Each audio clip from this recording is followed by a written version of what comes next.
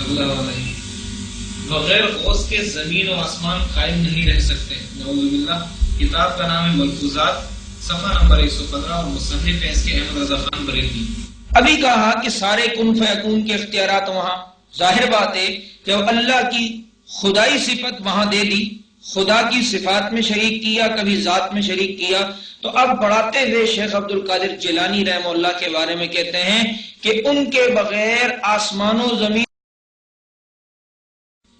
یہ دیکھیے یہ ملفوظات احمد رضا خان صاحب کی، یہ بار بار آ رہی ہے. اس کے کئی حوالے آپ کے سامنے پہلے بھی ذکر ہو چکے ہیں. یہ اردو بازار لاہور سے شائع ہوئی. اس کتاب کا یہ صفحہ 115 میرے سامنے ہے. دیکھیے صفحہ 114 پر کسی نے سوال کیا، عرض غوث ہر زمانے میں ہوتا ہے؟ تو اس کا جواب صفحہ 115 پہ دیا کہ بغیر غوث کے زمین و آسمان قائم نہیں رہ سکتے. بغیر غوث کے زمین و آسمان قائم نہیں رہ سکتے. نعوذ باللہ من ذالک، کہ بغیر غوث کے زمین و آسمان قائم رہ ہی نہیں سکتے. یعنی نعوذ باللہ اللہ تعالیٰ کو آسمان و زمین قائم کرنے میں غوث کی ضرورت ہے. اللہ رب العزت کو آسمان و زمین کے قائم کرنے کے اندر غوث کی مدد اور اس کے تعاون کی ضرورت ہے. نعوذ باللہ، کہ ان کے بغیر آسمان و زمین قائم ہی نہیں رہ سکتے.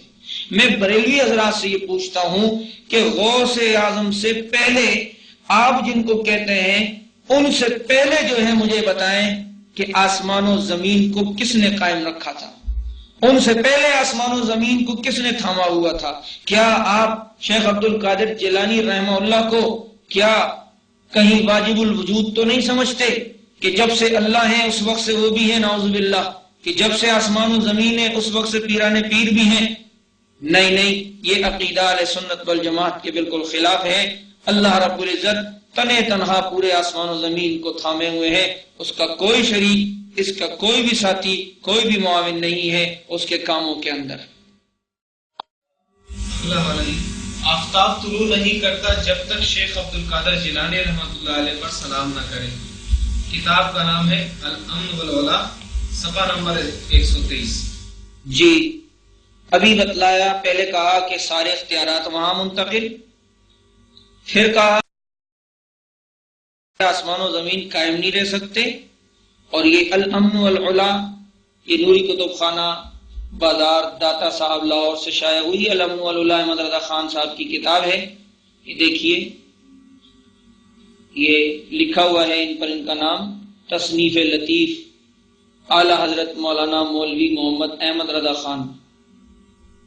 اس کتاب کے صفحہ 123 پر شیخ عبد القادر جیلانی رحمہ اللہ کے بارے میں لکھتے ہیں.